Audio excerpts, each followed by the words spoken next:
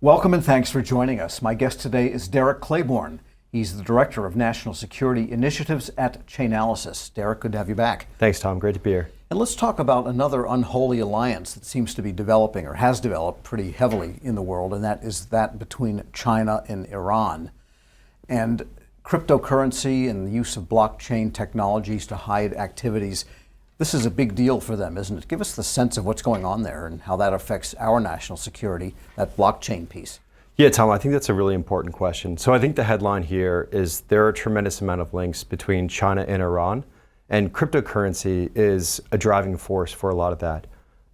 Stepping back a little bit to Iran, specifically on mining, Chainalysis estimates that Iran has accounted for 4.5% of the Bitcoin hash rate, which means that they're doing a tremendous amount of mining in cryptocurrency.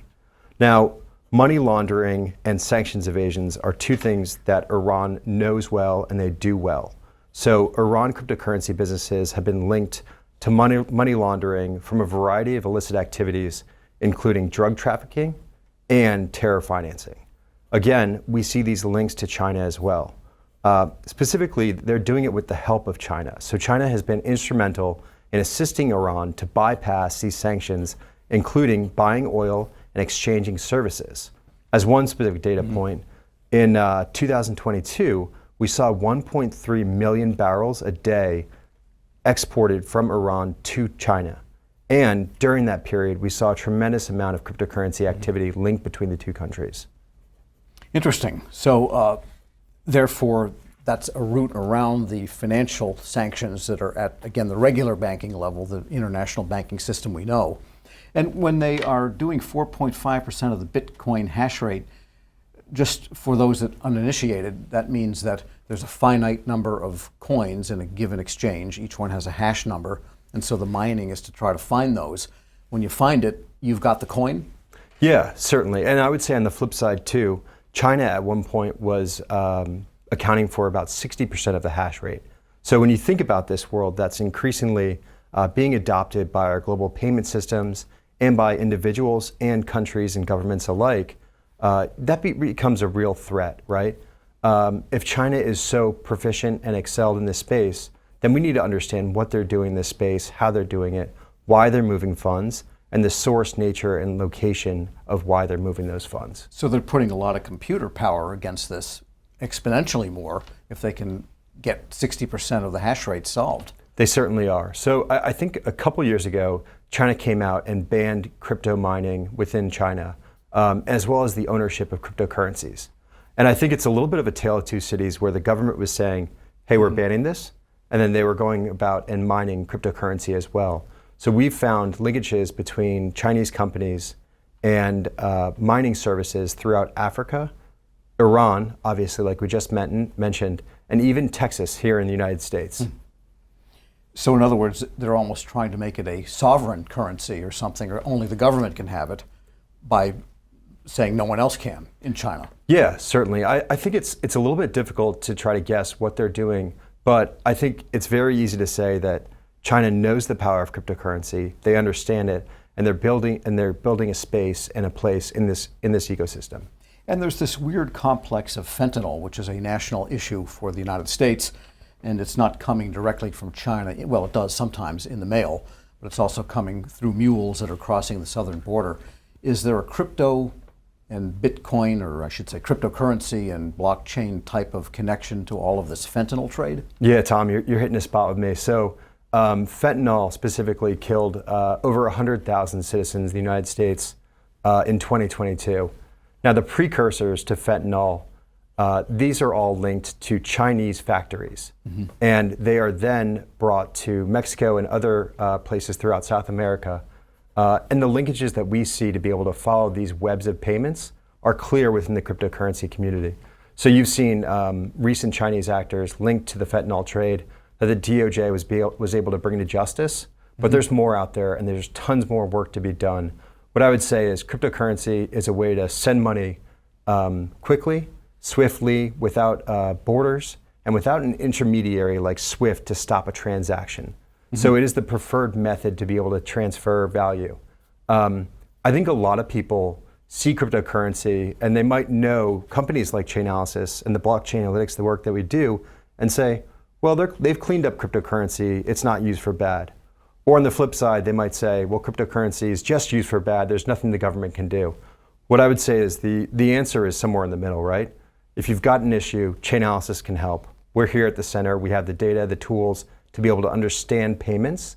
But then on the flip side too, we also have a world where the technology is changing every single day. It's evolving, new mixers are coming in, and there's new challenges. The actors that you see over in China and links to Mexico and the fentanyl trade, they are advanced actors that are employed by transnational criminal organizations that are highly skilled in moving funds. And so while the challenges are deep, the solutions are simple, and we're here to help. Yeah, what are some of the potential solutions here? Yeah, so I think one of the big ones is just international cooperation and communication, right? So as you look through the various mission sets in national security, each one of them is affected by this domain. Cryptocurrency has a really kind of good and bad way of seeping into every single issue, right? If you and I wanted to do something bad, Tom, we're going to exchange value. And my recommendation would be to use cryptocurrency, or honestly, just use a bag of cash. Mm-hmm. But if we were in separate countries, maybe we'll use cryptocurrency for this sake. And the tools that are out there to be able to trace that are really dynamic and ever changing. And that's why companies like Chainalysis invest so much into the R&D, into making sure that we have the data to be able to bring insights to customers. And what about breaking the chain of it when the people handling or owning the Bitcoin and the cryptocurrencies try to turn it into sovereign currencies? Yeah, certainly. So I think, is that a vulnerability point for them? No, I think we've seen that in the past, right? Like there was the petro dollar, which was used a lot throughout South America. And what I would say to that is that's a private blockchain that doesn't create opportunities to be able to see that information. But there's always going to be off-ramps to traditional financial models, and then also to the cryptocurrencies that we can trace. So there's always an opportunity to be able to find one linkage. And I think in this world of intelligence, right, like anything else, it takes one piece of thread that you can pull on and then unravel this whole intricate web of information. Because to have value, at least at this point in history, cryptocurrency eventually has to have conversion to real currency, as we understand it. Yeah, certainly. And I think too, like that could be a really dynamic conversation just in itself of what is value, how do we transfer value?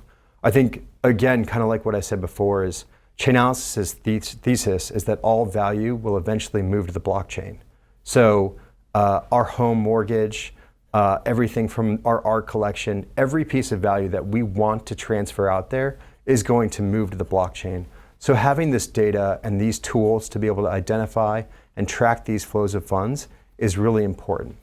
Yeah, because when you say all value, that is to say all representation of value will be existing as a hashtag number as opposed to a parchment deed in a safe, for example.